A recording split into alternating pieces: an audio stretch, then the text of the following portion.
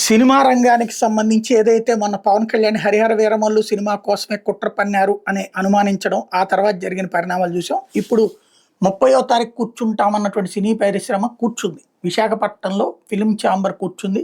వివిధ విభాగాలతో ఒక కమిటీ వేసి ఖచ్చితంగా సమస్య పరిష్కరించుకునేటందుకే సిద్ధంగా ఉంది.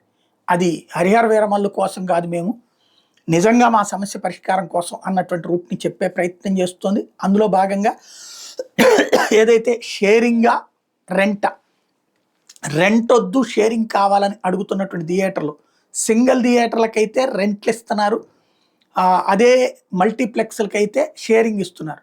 మాకు కూడా షేరింగే కావాల్సిందేనన్నటువంటి ఆ సింగిల్ థియేటర్ల యాజమాన్యాలతో చర్చలు జరపడం, అట్లాగే ఓవరాల్గా ఈ సమస్యకి సొల్యూషన్ ఏంటి అన్నటువంటి దిశగా చర్చలు ప్రారంభమైన ఏం జరుగుతుందో చూడాలి.